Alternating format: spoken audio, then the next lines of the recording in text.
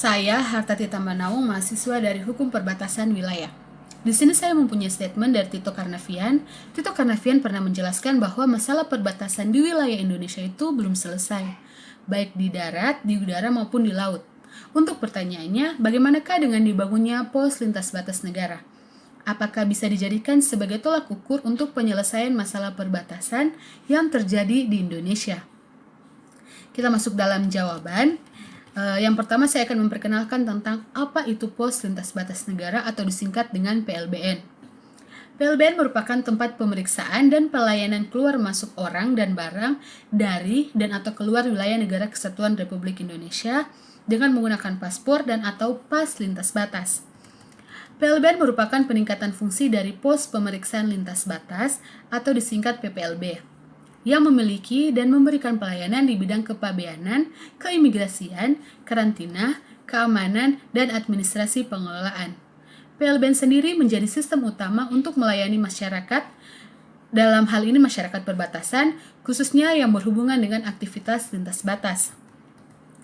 Penguatan PLBN dalam mengembangkan kawasan perbatasan sebagai beranda terdepan bangsa perlu dipertahankan. Secara hukum internasional, kehadiran pos lintas batas negara atau disingkat PLBN adalah amanah undang-undang yang harus dilaksanakan dalam rangka menjaga ketertiban dan keteraturan lalu lintas barang dan atau manusia.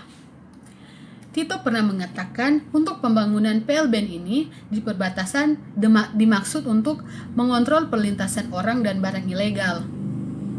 Salah satu upaya negara atau pemerintah untuk menyelesaikan persoalan perbatasan adalah dibangunnya pos lintas batas negara ini dan menjadi konsentrasi dari kita semua dengan melalui instruksi dari Presiden Joko Widodo untuk membangun pos lintas batas negara ini.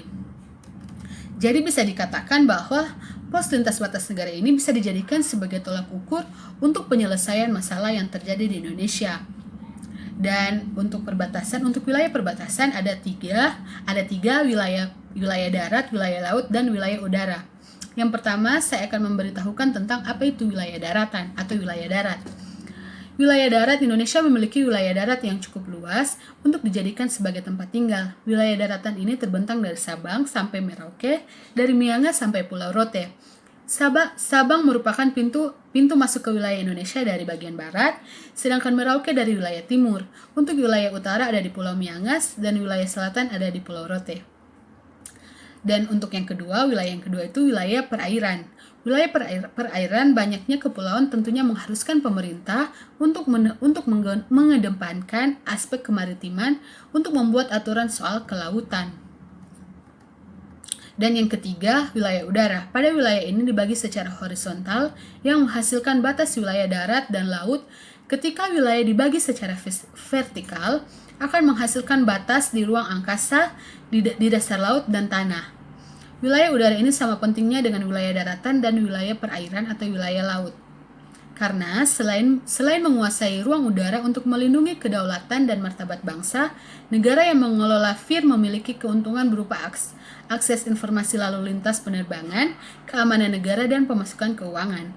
Indonesia memiliki 2 FIR, yaitu yang pertama FIR Makassar dan kedua FIR Jakarta. Untuk FIR Makassar sendiri mengelola wilayah Indonesia di bagian timur dan FIR Jakarta mengelola Indonesia di bagian barat.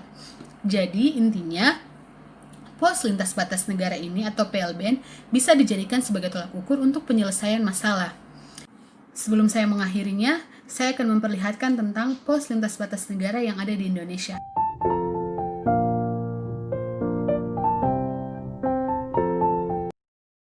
Jadi tadi adalah pos lintas batas negara yang ada di Indonesia.